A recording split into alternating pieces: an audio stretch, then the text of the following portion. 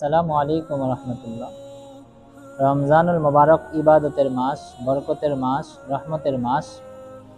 এই মাসে প্রত্যেকটা মুসলমানের উচিত বেশি থেকে বেশি ইবাদত বন্দেগী করা, যাতে একটি মুহূর্তেও ইবাদত থেকে মাহরুম না যায়।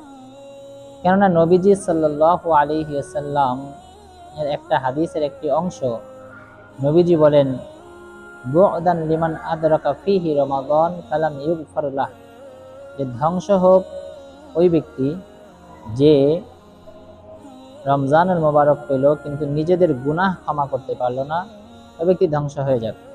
তখন হযরত নবী করিম সাল্লাল্লাহু আলাইহি ওয়াসাল্লাম জিবরাইল আলাইহিস সালামের এই বদদোয়ার কারণে আমিন বলেছে।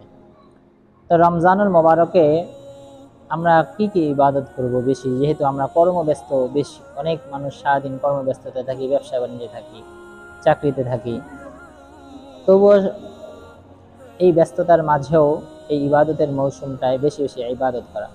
রমজানুল মোবারকে বেশি বেশি চারটি কাজ করা, চারটি কাজ বেশি বেশি রমজানুল মোবারকে করা। একটি হচ্ছে যিকরু লা ইলাহা ইল্লাল্লাহ, অর্থাৎ অধিক পরিমাণে লা ইলাহা ইল্লাল্লাহর জিকির করা, অধিক পরিমাণে লা ইলাহা ইল্লাল্লাহর জিকির করা।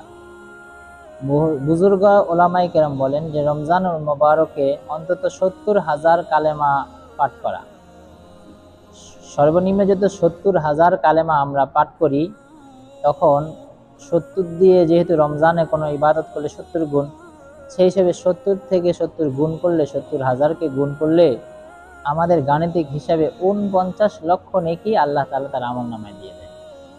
অর্থাৎ আমরা যদি এই ইবাদতটা করি একেবারে সংক্ষিপ্ত, যে লা ইলাহা ইল্লাল্লাহ, আমার কর্মব্যস্ততায় হাঁটতে বসতে, ব্যবসার মধ্যে, চাকরি অবস্থায় আমরা যদি এই জিকিরটা কোনো রকম ভাবে 70,000 করতে পারি, তখন আল্লাহ রাব্বুল আলামিন আমাদের গাণিতিক হিসেবেই 49 লক্ষ নেকি দিয়ে দান করবে।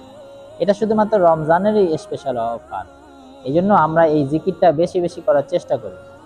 দ্বিতীয় হচ্ছে বেশি বেশি ইস্তেগফার পাঠ করা, বেশি বেশি অধিক পরিমাণে ইস্তেগফার পাঠ করা, আস্তাগফিরুল্লাহ আস্তাগফিরুল্লাহ। কেননা নবীজি সাল্লাল্লাহু আলাইহি ওয়াসাল্লাম নিষ্পাপ হওয়া সত্ত্বেও, মাসুম হওয়া সত্ত্বেও প্রতিদিন বুখারী সহ অন্যান্য হাদিসের মধ্যে আছে 70 বার, 100 বার বা তার চাইতে অধিক পরিমাণে নবীজি ইস্তেগফার পাঠ করতেন। তখন নবীজি যদি 100 বার অথবা 70 বার বা তার চাইতে বেশি ইস্তেগফার পাঠ করে, তখন আমাদের কি পরিমাণ পাঠ করা উচিত? এই জন্য আমরা অধিক পরিমাণে ইস্তেগফার পাঠ করব। আরেকটা হচ্ছে, আর দুইটা হচ্ছে যে আমরা অধিক পরিমাণে জান্নাত চাবো। আল্লাহুম্মা ইন্না নাসআলুকাল জান্নাহ, আয় আল্লাহ আমি আপনার কাছে জান্নাত চাই, জান্নাত চাই। ওয়া নাউযু বিকা মিনান নার, জাহান্নাম থেকে আশ্রয় চাই। অর্থাৎ অধিক পরিমাণে জান্নাত চাই আর জাহান্নাম থেকে বাঁচতে চাই। তো এই চারটা আমল আমরা বেশি বেশি করব। এক নম্বর হচ্ছে যিকরু লা ইলাহা ইল্লাল্লাহ, লা ইলাহা ইল্লাল্লাহ বেশি করব। দুই নম্বর হচ্ছে আমরা ইস্তেগফার বেশি করব। তিন নম্বর হচ্ছে আমরা জান্নাত চাবো বেশি, জাহান্নাম থেকে মুক্তি চাবো। এই চারটা আমল আমরা যত ব্যস্ততা থাকি না কেন আল্লাহর কাছে বেশি বেশি চাবো ইনশাআল্লাহ। আল্লাহ আমাদেরকে রমজানুল মুবারকের হক আদায় করার তৌফিক দান।